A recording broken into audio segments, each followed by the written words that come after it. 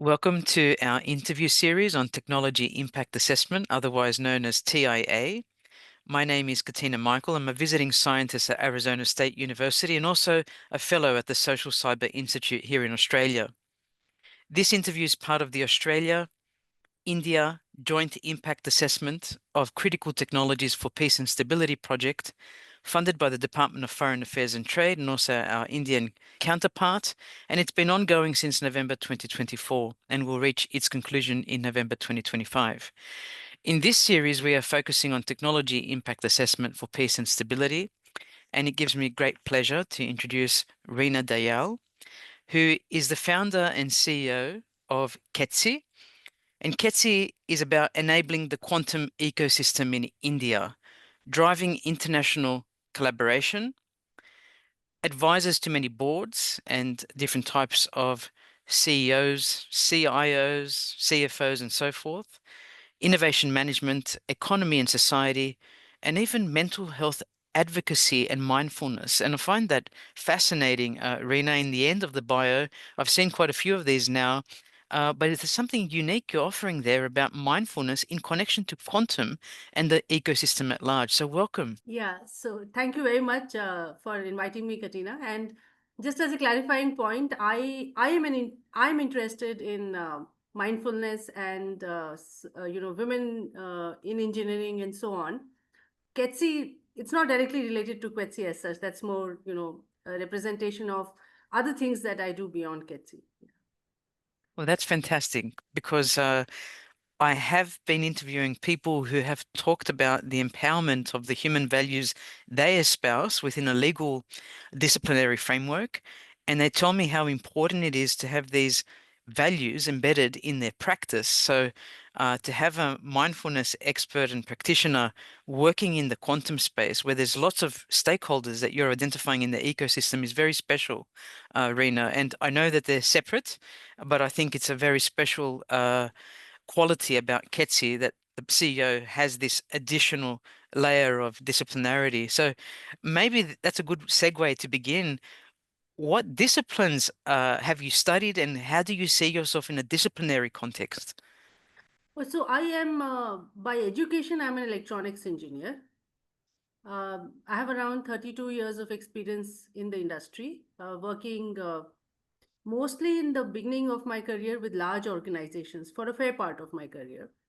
And if I look at the things that I was focused on initially in my career was deep tech and on the technology side and a process orientation.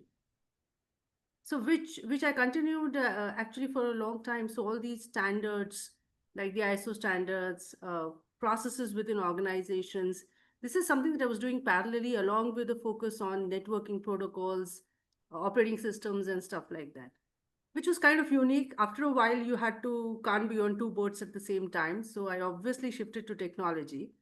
And my specialty is emerging tech. I've mostly worked on technology which is futuristic.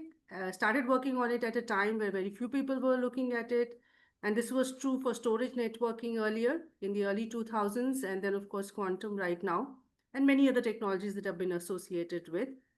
Um, the process part helps me understand the broader governance perspective, came in very, very useful. It didn't make that much sense at that point in time, but when I look back, I realized that it allows me to take a much more holistic view of technology and the kind of impact it has, not just on organizations, but from a larger societal context at a national level and so on. That's wonderful. I have so many questions already. The importance of standards, and then we juxtapose that against emerging technologies. Can you tell us more about that, given your protocols experience in the past and your connection to sort of the next big tech, in terms of a wave of technology in industry when you began 30 years ago or so? But what is the relationship between standards, protocols, and emerging technologies? So yeah, that's a very good question.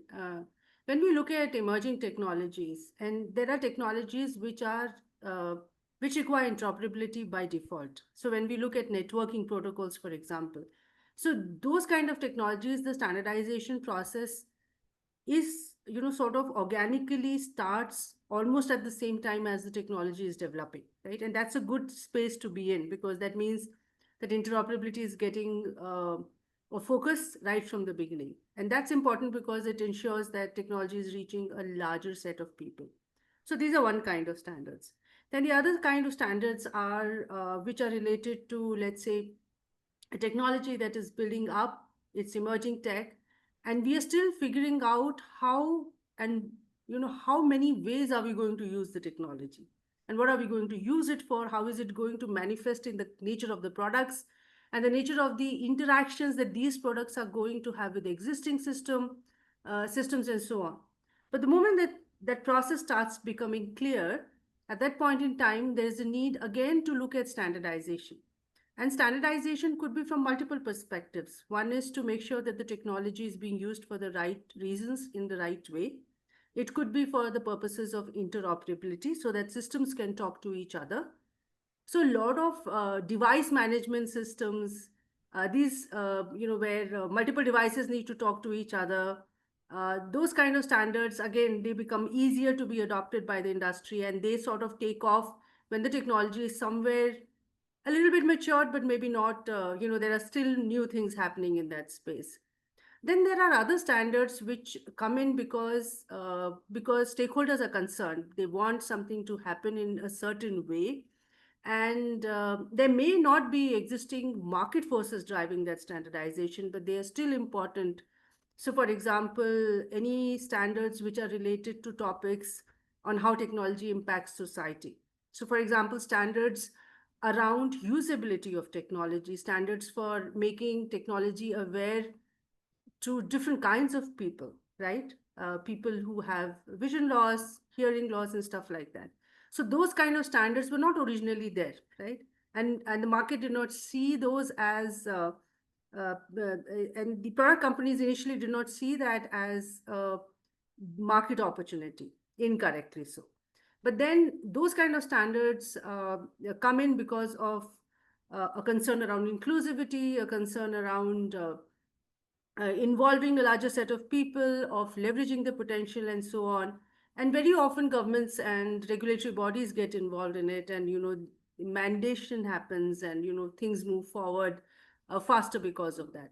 So I think there are all kinds of standards. And then when we talk about responsible use of technology, again, these standards tend to fall in that space where the government, regulatory bodies, and people who are concerned about how technology impacts society, they have to play a bigger role in those cases. It's a fabulous response and reminds me of my work in the mid 90s with a company called Nortel Networks at the time. They did operate in India as well. We had an Indian office. And, the wars around multimedia and integrated boxes, whether it was going to be the SIP protocol versus the H323 protocol, and these consortia forming around both or each of the protocols to see who would, come out first and have first mover advantage. They were so important at the time because they empowered the companies if they gambled correctly. But of course, over time, we see multiple protocols being dispersed, and one perhaps in a particular market gaining traction. But of course, the interoperability between nation states and different um, network providers and vendors matters. Um, but you mentioned these important uh, mandates and compliance boxes almost around perhaps, for example, emergent technologies like cochlear implants that now require interoperability with uh, microphones or sound systems, for listening to music and doing that internally, and that spurs on, for inclusivity's sake, a whole bunch of other standards. Have you as you went from that historical context into quantum, did that just become amplified in your mind, the importance of standards, the importance of being in those early discussions? How did you move from the sort of traditional new telecoms and other electrical storage technologies into this sort of amazing quantum space? Yeah, so I have always been very interested in physics, I ended up studying electronics engineering because that's applied physics. Because I did not, that was not the age of the internet when I was looking for what I want to do in terms of my career, and the possibilities in physics did not seem very big. I was probably not as informed where I was at that time. So my father is an engineer, so engineering seemed like a good option, and so I became an electronics engineer. But I was always interested in physics, and I kept reading physics, which is kind of crazy. Like people thought I was, why are you doing this? How is it going to help you? But I was interested, so I would look at the progress that's happening on the particle physics side. I would look at what are the current theories of the origin of the universe, and look at quantum physics, because that between quantum physics and Einstein's theory of general and special relativity, we've still not been able to solve all the open questions in physics. And then Microsoft, I was in Microsoft at that time, and they came up with they were focusing on the research side on quantum for a few years, but they came up with a software uh, stack, and I got interested in it, and started. I was handling a group at that time which was more focused on emerging tech, but I used to work with volunteers across the organization who wanted to do things, create new prototypes and stuff like that. So I actually got involved in this, and I realized that the potential was huge. And I actually left the company to start this entity because I felt that India needed to focus on this in a big way. It's going to have huge economic, social, future implications, even from a national security perspective. And therefore, with a couple of other people, I founded QATCI, or QETSI as we call it more generically. And that's how I got pulled in. I had worked with ecosystems in the past in my storage networking role. I used to be the chair for Storage Networking Industry Association in India.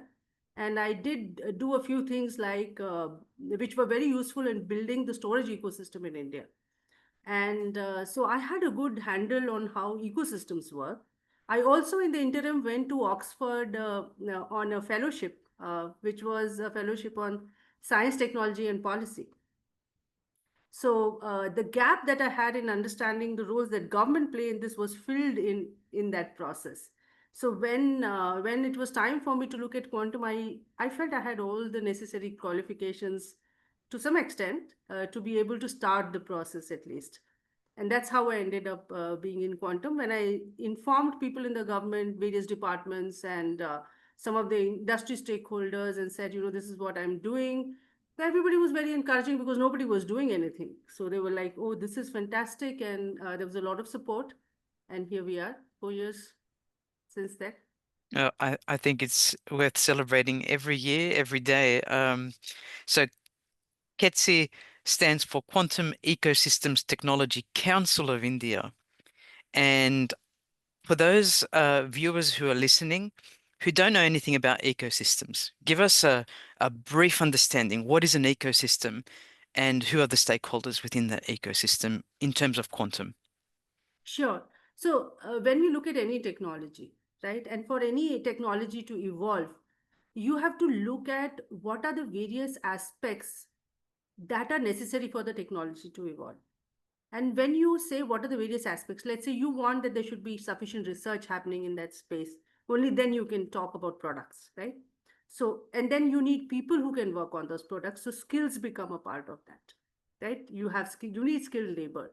Then do you have, when you talk about research, you need funding for research.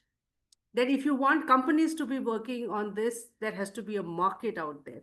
If there is no market and you want to create an artificial impetus, then special funding has to be brought into this. So what I'm slowly defining to you is different stakeholders in the ecosystem, like the education sector, the startup part of the ecosystem, the industry, the academia is obviously involved, and then the government in case you want to give a special impetus to the ecosystem, and so on.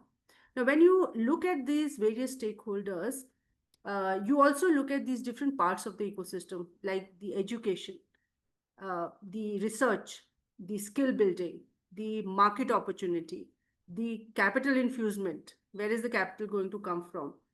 and so on. And it is important to look at the various elements of the ecosystem because this is like a system, and this is a system with subsystems in it. If you want to create an impetus, if you want to create some momentum in any part of the ecosystem, you can't do it in isolation. So, like any other system, you have to examine which subsystems are interdependent scientifically, and as you if you want to create an impetus, let's say for more startups in the region, in the ecosystem, you cannot just pump money into startups, because if there is no market opportunity, the startups will be artificially there for some time, but they will die, right? So ecosystem growth is about understanding all these levers and these different subparts of the larger system, and understanding at what time what forces will drive the ecosystem towards growth. And so our mission is to enable and accelerate the quantum ecosystem in India and to drive international collaboration in a more inclusive environment. So if you look at the first part, to accelerate the ecosystem, we need to work with the various subparts, and therefore it's very important to define the ecosystem. And I'm an engineer, so you can understand that I'm using all engineering knowledge to actually drive this, apart from the policy related angle, which is very much there. Yeah. Would you say it's underpinned by systems theory or information theory or some other theoretical framework or multiple frameworks or types of thinking? So definitely I can see the systems view with the subparts interacting and interdependent towards continual improvement in a feedback loop cycle. Is there anything specific, or it's the whole sort of engineering cycle that you use to propel this ecosystem that has emerged?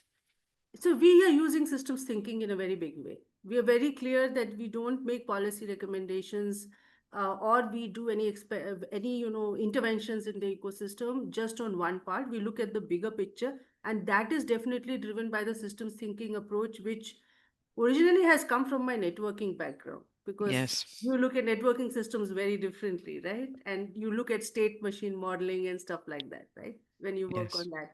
So this definitely comes from that experience.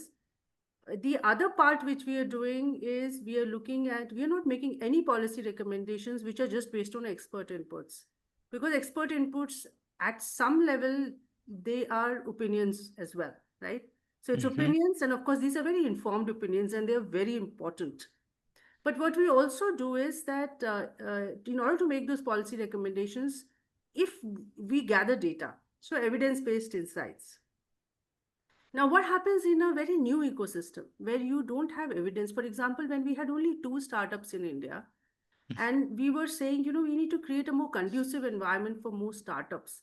So, where is the data to say that, if you pump in money and you do certain things, that startups will flourish? Because there are many factors. Do you have the right kind of people? Will people be interested in doing these startups? What is the market opportunity, and so on, right? So, what we did is we designed an experiment. We took a format of a hackathon or an incubation effort for 3 months, and we actually to the rest of the world we were doing a hackathon or an incubation effort for 3 months, but essentially it was an experiment designed by us to gather a lot of different kinds of data. And at the end of the process, we took that data, which included a lot of factors: where in India were the people joining from. In fact, we had people joining from other countries, which was an interesting data point. And how many men, how many women, what was the gender breakup looking like, how many of them were experienced professionals versus students, how many of them were working on which kind of solutions did they want to work on, how many completed their prototypes, all kinds of data. And then we took that data and we projected based on that data that you can easily get 40 startups, because this is what the data is telling us, and this is the nature of these are the clusters from where things are happening. And so now when you take evidence based insights and you make policy recommendations, I think it makes the job of the policymakers much more simpler, rather than just looking at people.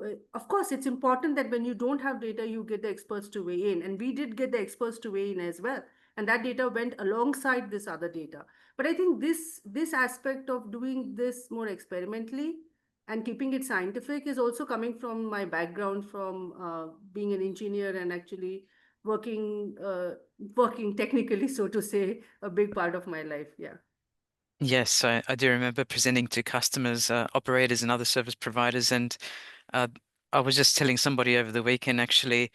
uh, we always needed a methodology because you could be sure that if you just showed the output, they would say, now show us how you got there. Because the Hmm. customer would always want to be able to get there themselves independently to just be validating our results. Otherwise, we could be making up, you know, figures in the pie in the sky. But I do remember Absolutely. show us the methodology was always, and we had to actually have the evidence for that, whether it was conducting a market survey or a service demand study or demonstrating, how much capacity there was in the network, with how many customers and so forth, and how much it would cost. Um, But you'll be surprised on the policy side, that's not the norm. yes, that's right. Oh, Yeah, yeah. exactly. Tell us more about some of the uh, weaknesses, perhaps, or uh, perhaps it's not a weakness, it's just where it is at.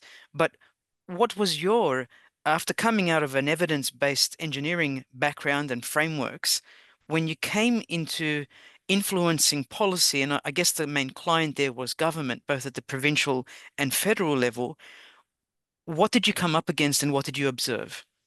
So fortunately, I didn't come up against anything else. I'll tell you why. Because I had a good understanding of policy, but I was never into this business. So when I came in from the engineering side to making policy recommendations and influencing that, I did a first principles approach. I used my knowledge to do things the way I thought they were best, right? Yes, And then what I started realizing was that, hey, every set of recommendations that we are sort of recommending, a big portions of them are getting adopted. So why is this so different from the rest of the policy recommendations? And people keep complaining. And then I realized, of course, it's because uh, whatever we are supplying, or when you give evidence-based insights, it's very easy for policymakers to move forward. Policymakers are not always technical people. So if you just go ahead and make certain recommendations and especially if you can make recommendations that this is how things are going to move if you do certain things, right?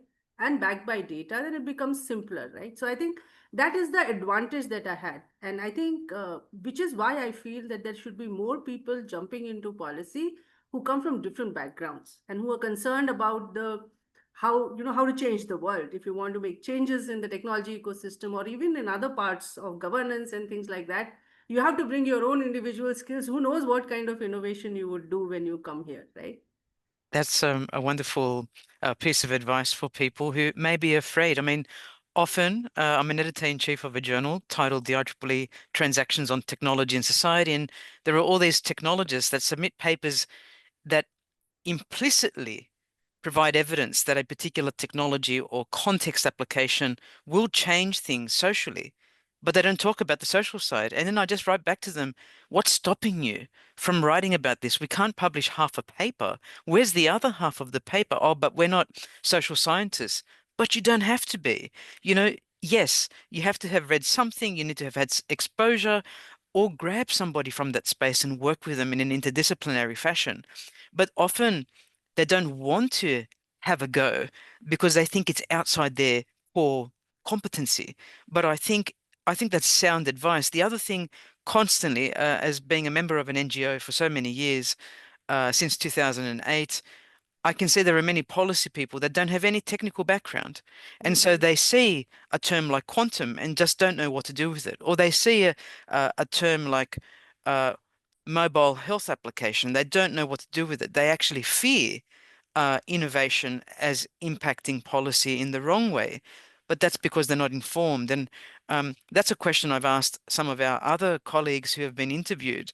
Uh, what kinds of skills does somebody in this space require in the field of technology impact assessment? And what you're saying is very true.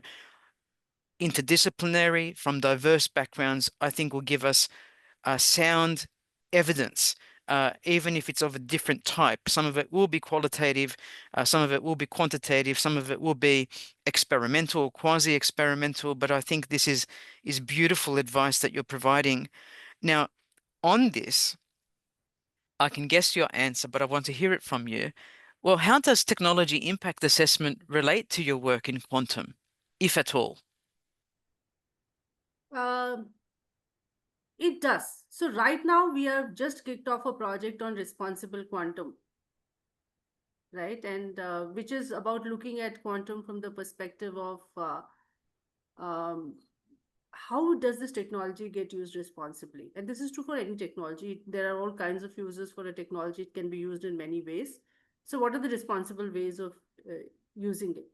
I have also been associated with the World Economic Forum. I was on their Global Futures Council for Quantum. Now that GFC is dissolved and there's a new one called the Future of Computing, and I'm associated with that. But when we were focusing on the GFC on quantum, when I was on that, I was also very closely. I mean, I was one of the authors for this document that got released, which is the governing principles for quantum. And these governing principles were around the topic of how should nations, stakeholders look at quantum? What should be the aspects? And it included things like how do you ensure inclusivity, accountability, how do you ensure that privacy is ensured? And so all those principles were put together. They were more governing principles. So it's a little beyond ethical use of technology. It's a larger scope.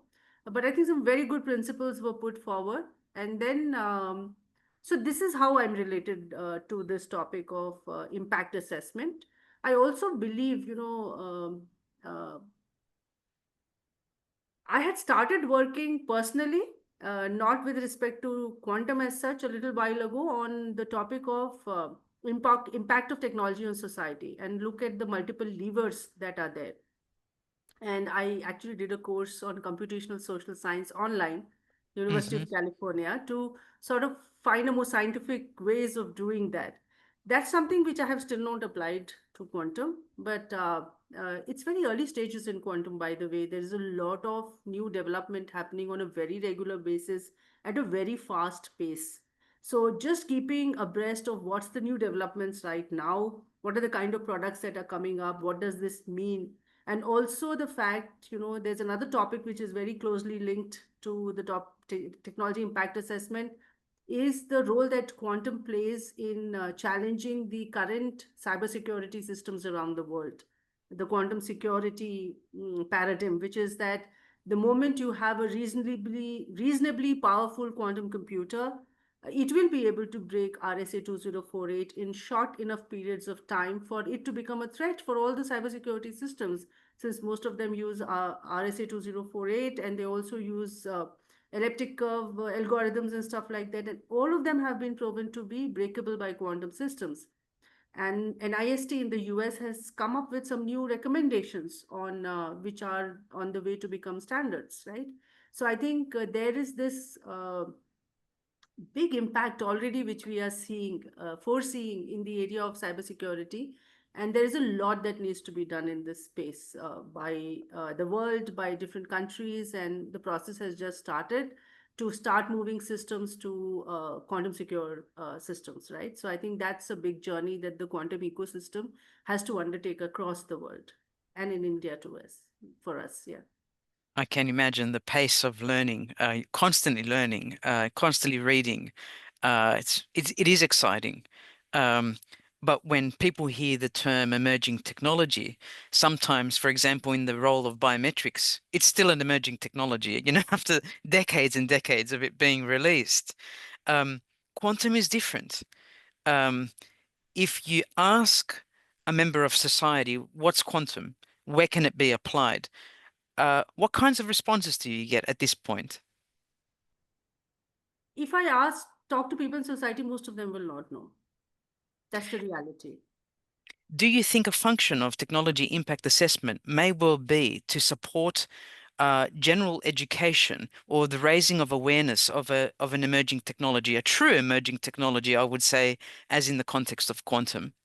Of course, and there are two reasons for it. One is that whenever we introduce any technology, I think it's very important to find a way to simplify it and explain to the general public, whether they are science aware or not, as to the nature of the impact that this technology is going to have, how is it going to be useful, and things like that.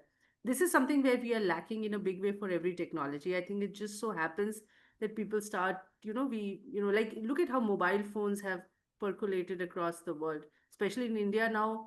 Whether a person understands any technology or not, is they are very adept at using smartphones, right, across India.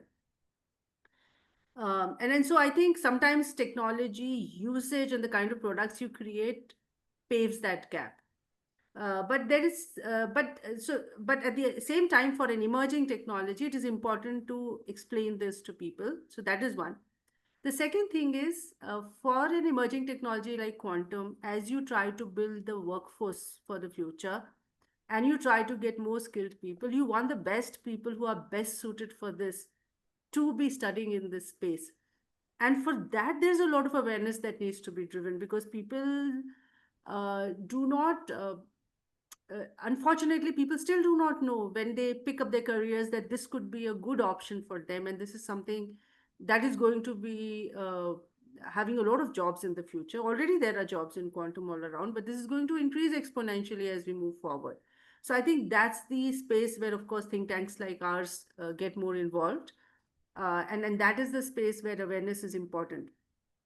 We need to capture. And how do you do that? Of course, you can go and give those lectures about, how this technology is going to be used and stuff like that, but you can also do something more interesting to capture people's imagination and, help them understand. So for example, uh, you know, explaining how quantum is a part, it's already used. If you look at all the advanced MRI devices, etc., they all use quantum technology, right? But people are not aware of that. So just linking this technology to the kind of products that are already there, helping this, which are helping, people, would be a good way to, sort of start the discourse.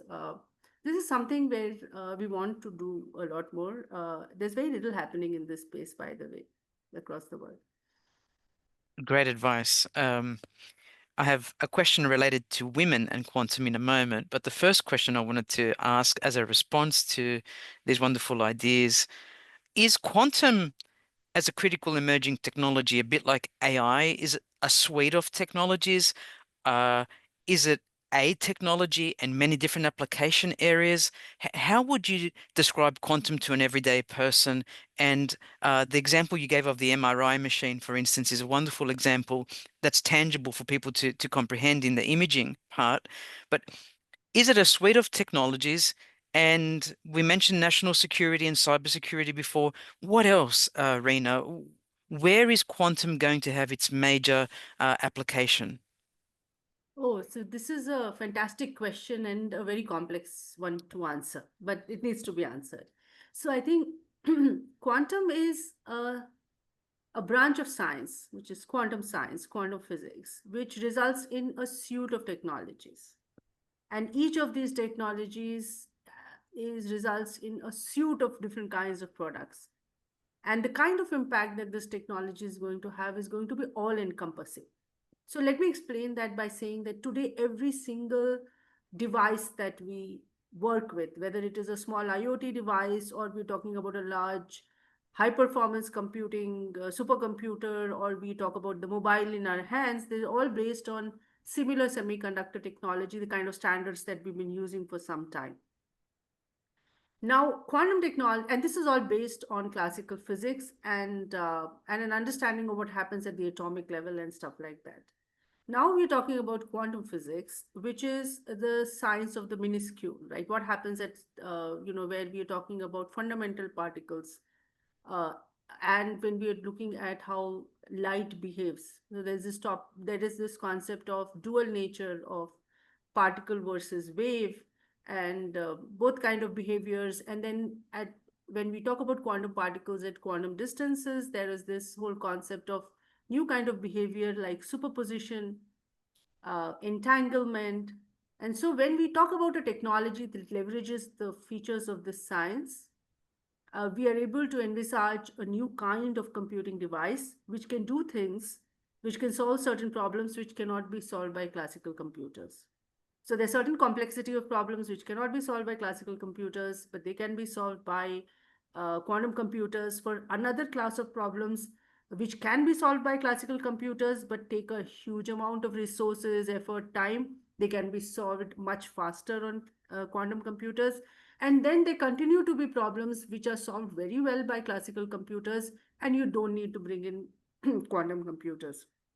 So in the future, the impact will be enormous on the computing side itself, but we see many computing technologies working together in a Mm. complementary manner, and that's what the future looks like.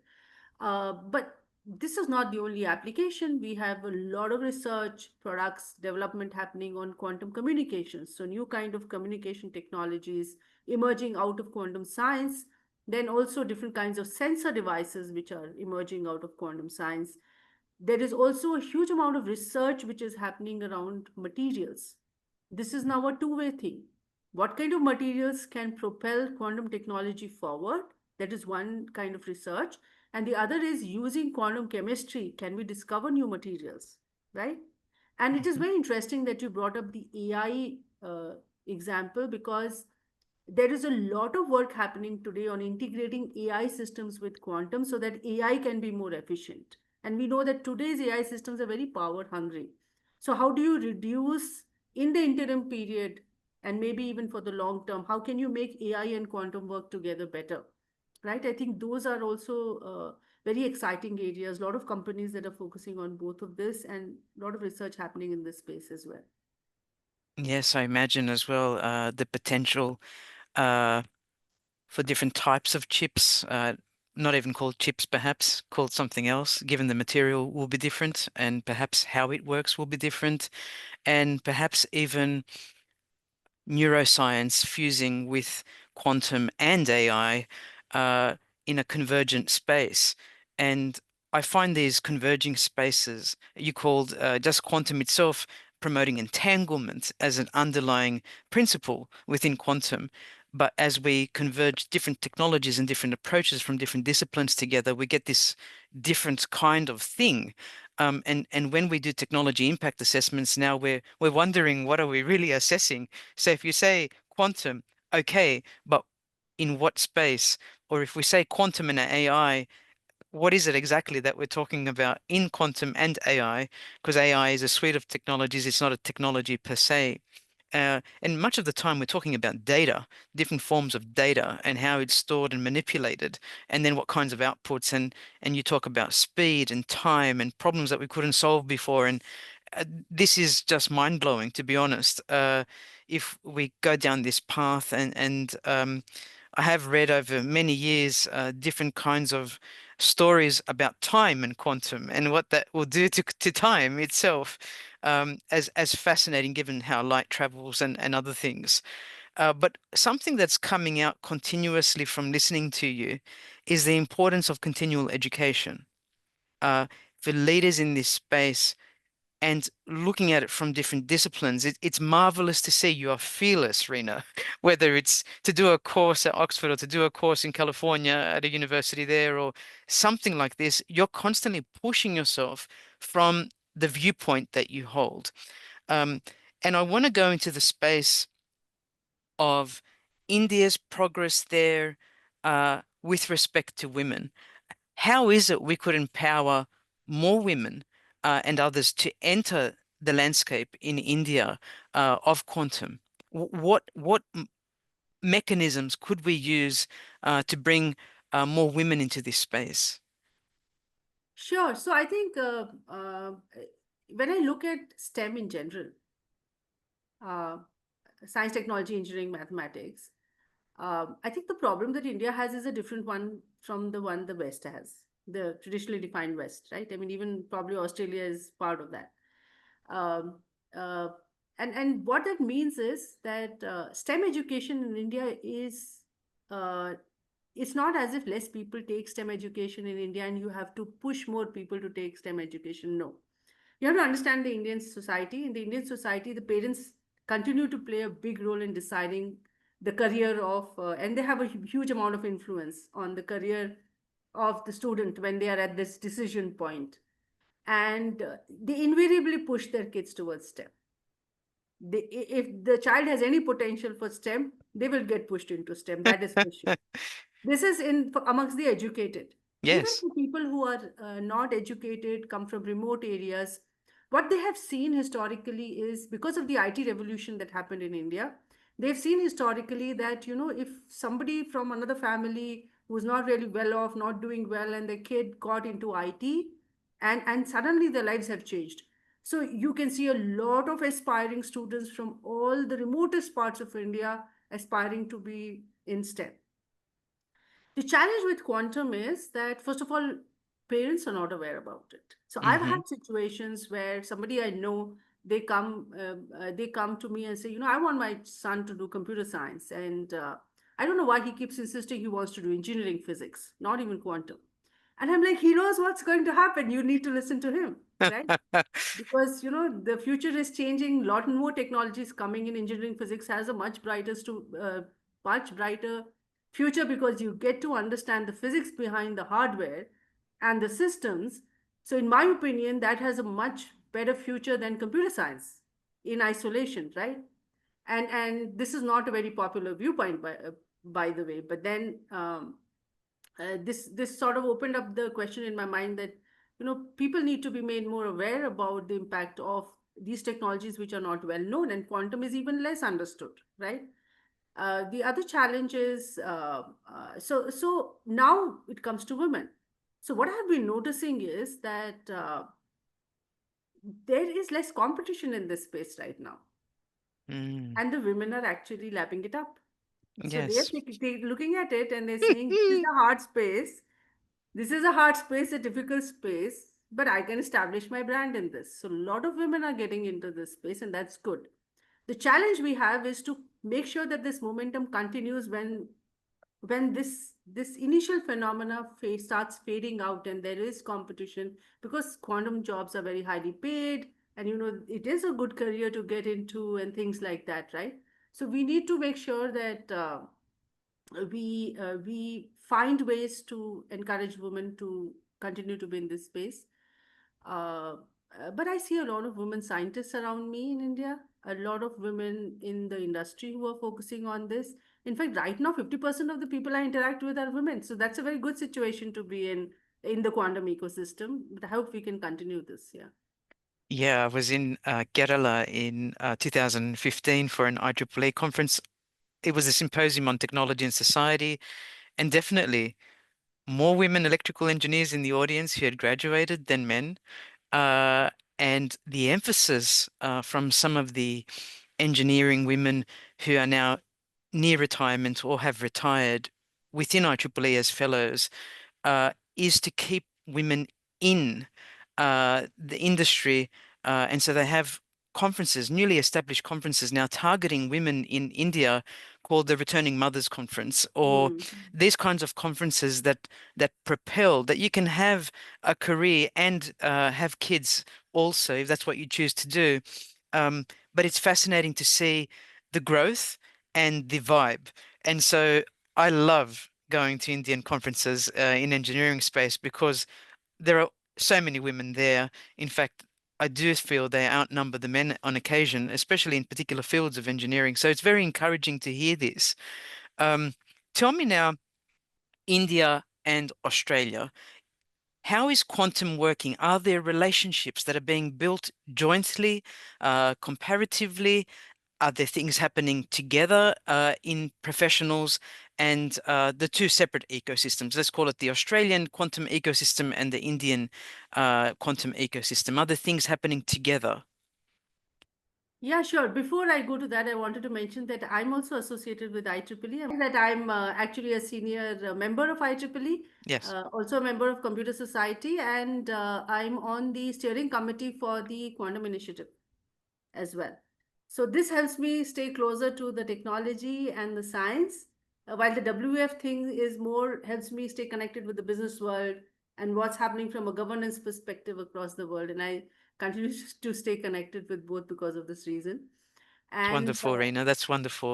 It's a big contribution you're making, and encouraging so many people around you through that ecosystem within IEEE and India.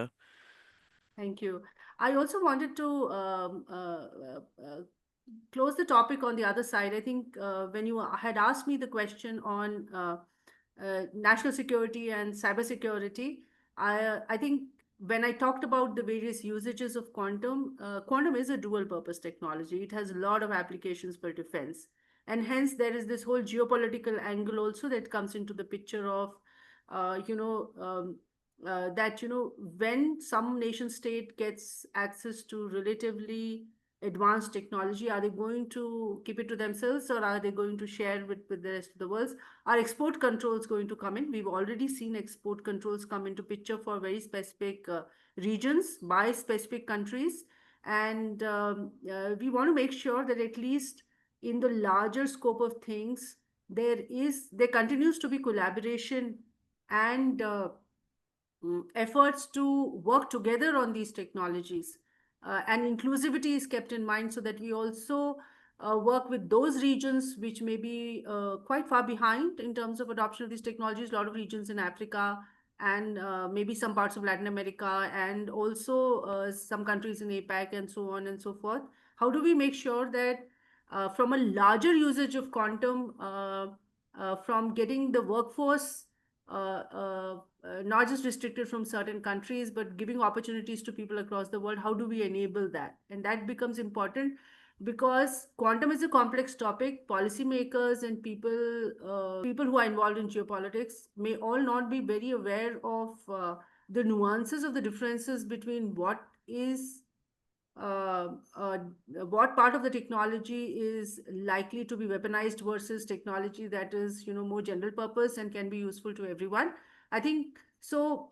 So driving those conversations also becomes an important part of people who are working with advising policymakers and who are, trying to get technology adoption, who are driving technology adoption across their country or in collaboration with other countries. I think so. That is something also which is on top of our agenda.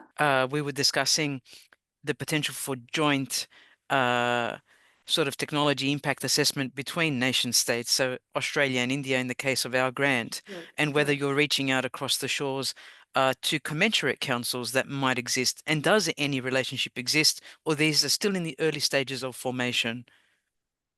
So there are two aspects to it. One is the generic aspect. If you look at today, there are a lot of partnerships in place across nations, which include quantum as the focus. Even for India, and India, Australia have this AICCTP grant of which you are a part, and we are also a part. I'll explain that in a bit, which is focused on critical technologies. And uh, so CSIRO in Australia and Yes. QETCI and another entity called Indian School of Business in India.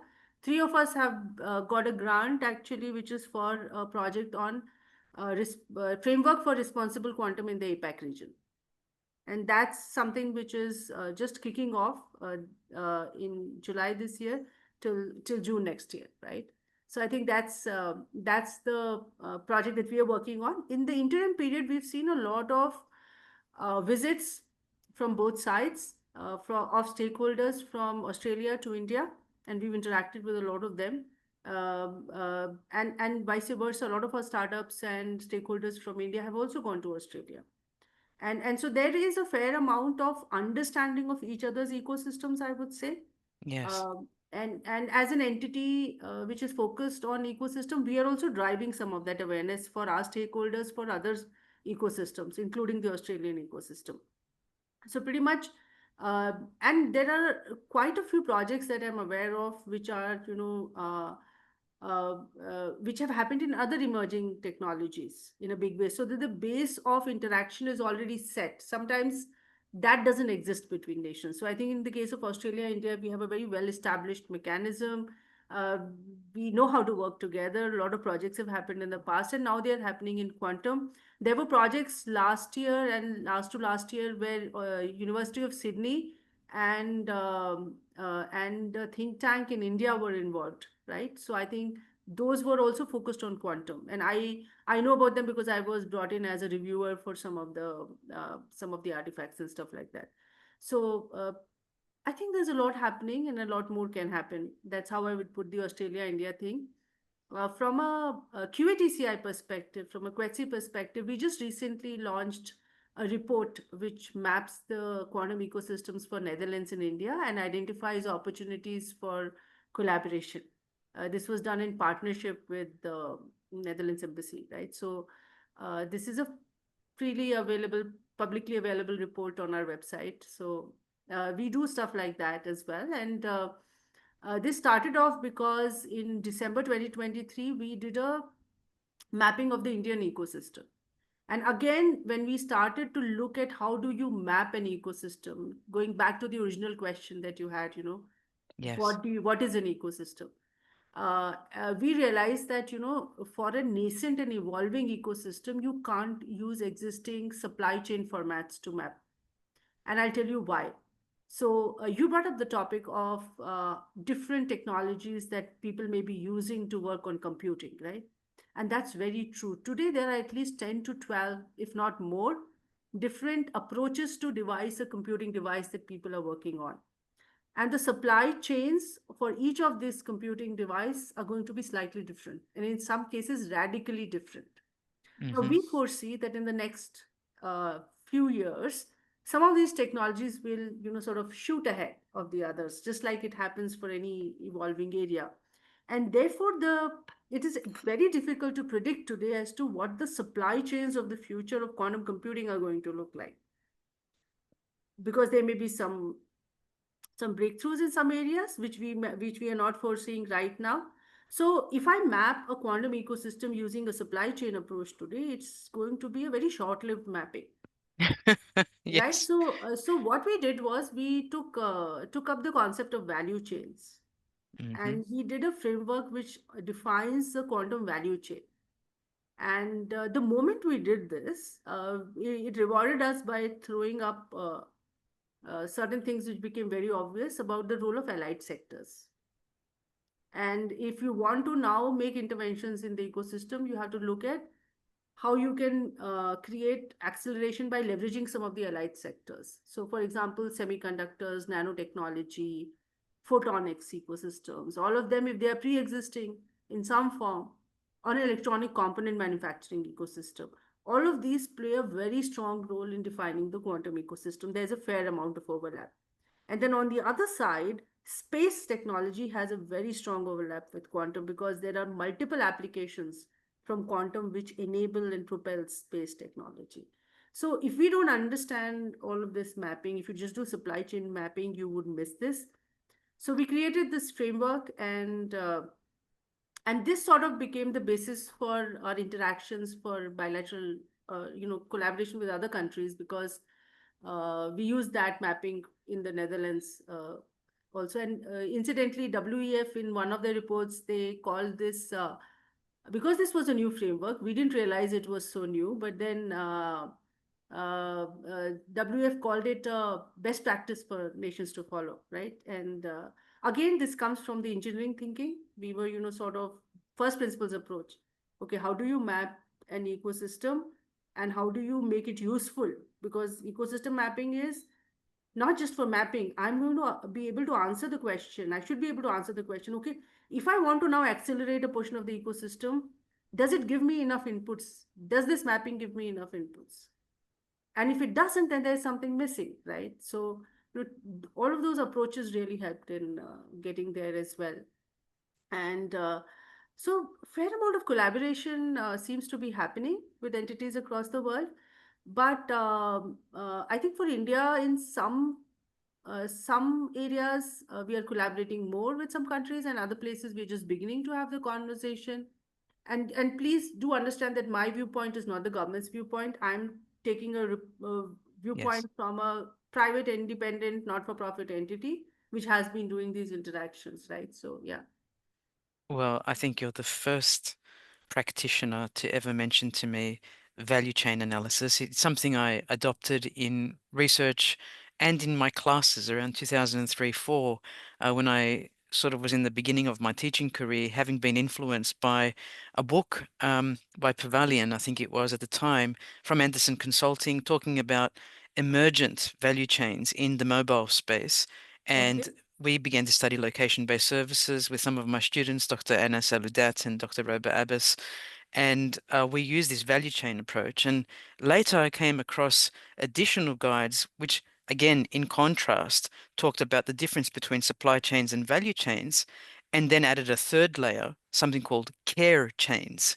And I thought that Okay. was very interesting, right? Because it was, um, at the base level was the supply chain, the logistics distribution. Then we had the value chains, and then right at the top, this notion of care chains, which takes on a different connotation again. But I'm so encouraged. I'm going to point and somehow tab this to our recording, that report that has been identified as a trailblazer in this space, and I look forward to people perhaps sending you feedback on that and how they are going to adopt it. And I'd love to see the categories as well, because it's very different. Even when we study cloud computing, Dr. David Kolevsky, who's worked with me for so many years, 10 years plus now, also uses the notion of value chains because we think that's very important. Um, Knowing that we're coming up to time, I have so many notes, but we're not going to get to all of them. Tell us on a last point, Reena, do you have any advice for us with respect to technology impact assessment within the space of quantum, and perhaps what any suggestions that you may have for us in the project? Yeah, so I feel that since it's such an emerging technology and there is so much which is happening, but a lot more is going to happen, some of which we can't foresee. I think technology impact assessments have to be time bound, and they have to have a time duration associated with saying how long is it going to be relevant and when does it need to come up for a reassessment, right? I think that has to be very clear. Just as an example, the value chain framework, while was very generic for us, but when we did the value chain analysis for India, I published that report in December 2023. It became obsolete by the time we reached July 2024 Wow, wow, because the rate of progress was so high, right? wow, So the wow. actual data became obsolete, although the framework remained Yes, relevant. So I would suggest that for the impact assessment, I'm sure the framework will continue to be relevant that you use, but the cycle of the data that is collected needs to be, there has to be a way to carry it forward and do it on a more regular basis, and then also uh, and then if you can have a framework which can be a guiding stone for impact assessments for technology, I think that'll be great. thank you so much. We will take that on board, and I think the moral of that story is the more nascent the technology, where the ecosystem is growing, there is a framework which may remain relatively unchanged, but the cycles will be more frequent. And so rather than people seeing a technology impact assessment as a document, oh, it's done, it can be put away, it's a continual process, is what I'm hearing from you, and to keep Yes. reporting back and keep those feedback cycles going. But uh, may I say it's been an absolute pleasure to learn from you on hyperspeed, on an area of research which is changing at hyperspeed or thereabouts in quantum. Um, Reena Dayal from Quantum Ecosystems Technology Council of India, thank you for your time and your brains and your enthusiasm for new emerging technologies within the context of the technology impact assessments. Thank you. Thank you, Katina. It has been a pleasure. I didn't even realize that we spent so much time talking. So lovely talking to you. Thank You you. too. Thank you so much. Bye bye, Reena. Bye.